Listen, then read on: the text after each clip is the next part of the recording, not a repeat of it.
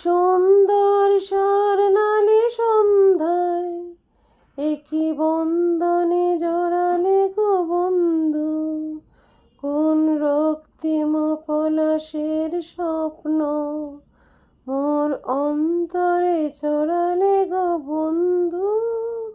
আসসালামু আলাইকুম এভরিওয়ান। এখন রান্না করছি কার্পিও মাছের দো পেঁয়াজা। প্রথমে আমি কার্পিও মাছগুলিকে হাফ চামচ হলুদ মরিচ, হাফ চামচ ধনিয়া জিরা, স্বাদ মতো লবণ দিয়ে ম্যারিনেট করে ফ্রাই করে নিয়েছি।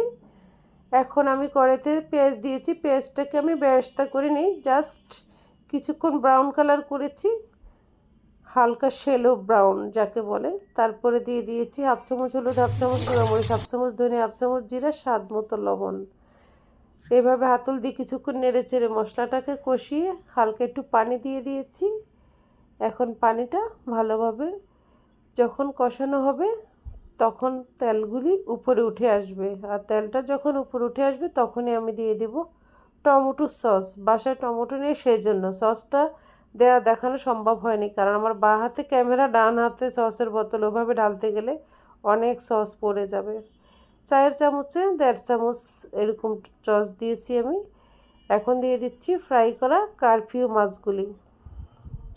এখানে 4 পিস মাছ ফ্রাই করা দো পেঁয়াজা করছি, কারণ আমরা মানুষ হচ্ছে 4 জন, এর চেয়ে বেশি লাগবে না আমাদের, কারণ আমরা এক বেলাটা অন্য বেলা খেতে পছন্দ করি না। এখন আমি কিছু ধনিয়া পাতা আর কিছু কাঁচামরিচ ফালি করে নেব, কারণ ধনিয়া পাতা কাঁচামরিচ টমেটো ছাড়া মাছের অরিজিনাল যে টেস্টটা সেটা আসে না। এখন আমি ধনিয়া পাতা কাঁচামরিচ ফালি উপরে দিয়ে দিয়েছি সুন্দর একটা ফ্লেভারের জন্য। আমার কার্পিও মাছের দো পেঁয়াজা অলমোস্ট ডান। দেখতে এমন হয়েছে, ইনশাল্লাহ খেতে অনেক মজা হবে। গ্রেভিটা খুবই ঘন হয়েছে, পেঁয়াজের পরিমাণটা একটু বাড়িয়ে দিয়েছিলাম তো সেজন্য। তো বন্ধুরা, কে কে কার্পিও মাছ খেতে পছন্দ করো কমেন্টস করে জানাও। আমার ছোটোগুলি ভালো লাগে না, যেগুলি অনেক বড় কার্পিও সেগুলি খেতে ভালো লাগে, সেগুলি একটু তৈলাক্ত হয়, অন্যরকম একটা টেস্ট আসে। সবাই ভালো থেকো, ভালোবাসা অবিরাম। আল্লাহ হাফেজ।